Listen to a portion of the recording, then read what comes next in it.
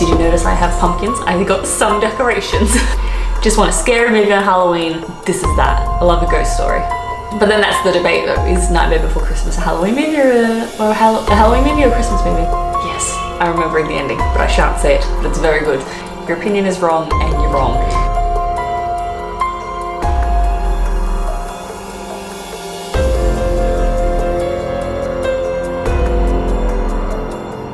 Hello and welcome back to my channel. I am Yvette, and if you're new around here, I moved to the UK in May this year. So I am making a series of videos in October celebrating my first ever Halloween and autumn, because I haven't had that back from where I'm from. So in this video, I wanted to talk about my favorite British horror movies. So British because I'm in England, and I know a lot of you guys are English, and horror movies because it is Halloween. There's nothing more than I love on Halloween to have a horror movie night, so I wanted to make this video so that it might inspire you to watch some of these movies if you haven't already heard of them, or relive the terrors if you already have seen them. But most importantly, as always, I take recommendations. So if your favorite horror movie isn't on this list, please let me know in the comments below. Ideally British, but realistically I'll take anything. The way I am deciding what is a British film for the sake of this list is if it has predominantly British actors, a British director, or it's made in England, or a British director, or a British film house. Does that make sense? Because obviously there'll be like a film set in England with British actors, but it's actually owned by like American, or it's got an American director, or there'll be a British director making an American film, etc. So like, what is a British film? So that's my regulations, anything like that. So these are my top British horror movies.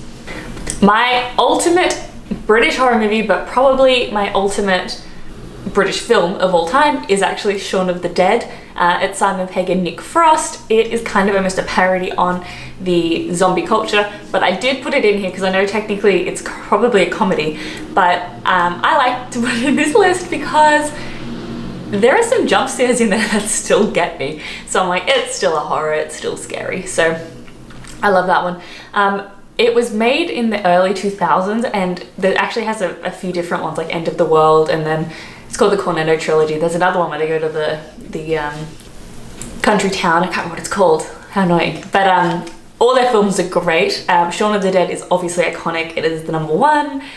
It makes me laugh. It even has Dylan Moran in it, who just does like a side role. It's got Bill Nye. It's amazing.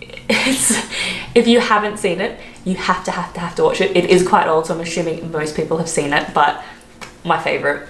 If you meld horror and comedy together, I think that's such a good combination. It relieves the tension but builds the tension. They just complement each other really well. So for sure, my #1. That said, this list isn't in order, but that was definitely my #1 because I wrote it down first because it was the first one that came to mind.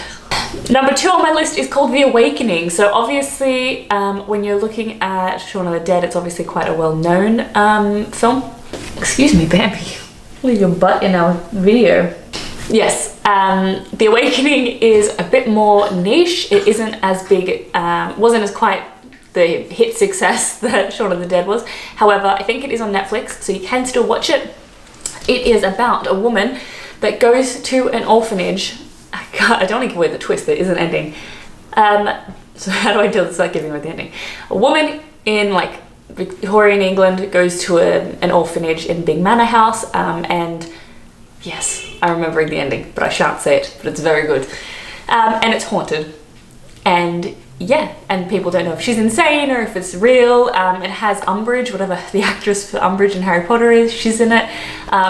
It's just a good old-fashioned little ghost mystery in a Victorian building. I know there's heaps of them, but I love them so much. So I was like, that's good. And I love a twist, even if it's like, I know people give like M. Night Shyamalan like a bit of crap, but I'm like, I like the twist. I like a horror movie. Like Sixth Sense is great. Like, I don't know what everyone's complaining about, but anyway, it's a bit like that.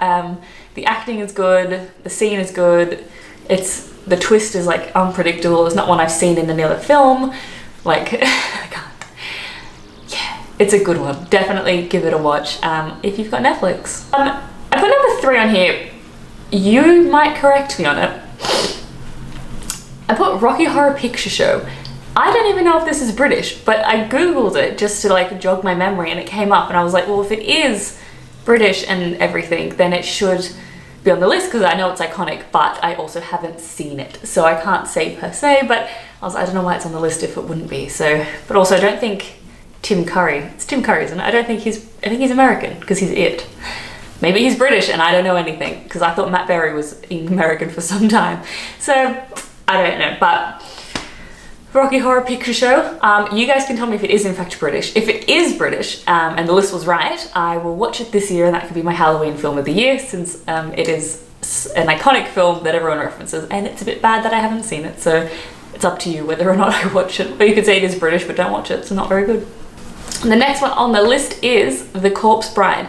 Now this one falls into that kind of almost American, but I'm putting it in the British list because Tim Burton is British. And also I think Helena Bonham Carter is in it, which, to be honest, I don't know if she is, but she's on all this stuff, so I'm assuming she's in it. And she's British too, so the two mains.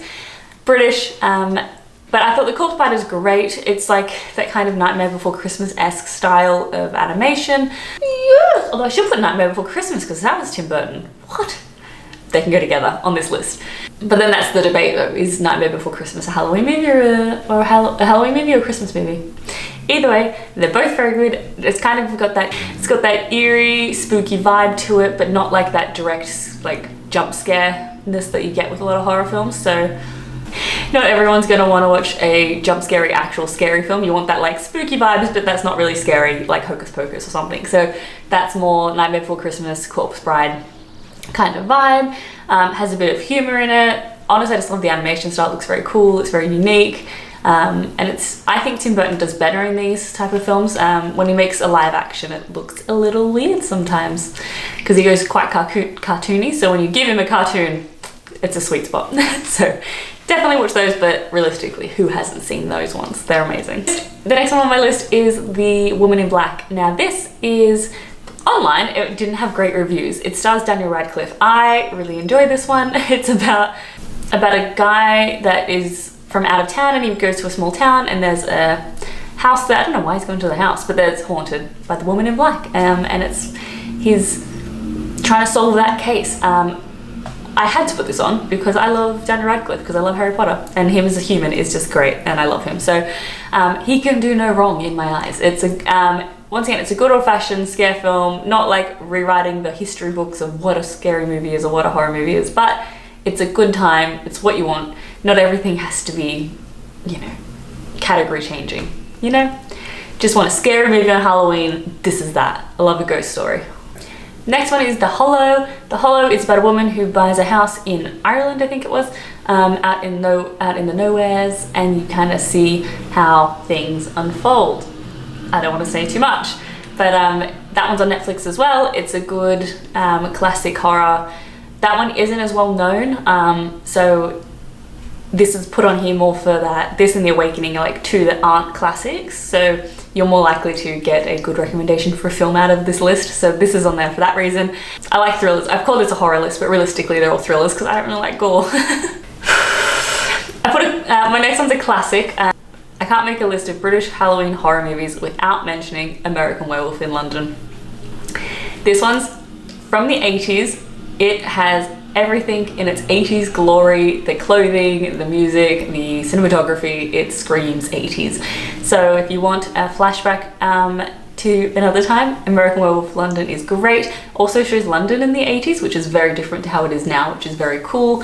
I watched this film with my parents. I really liked it.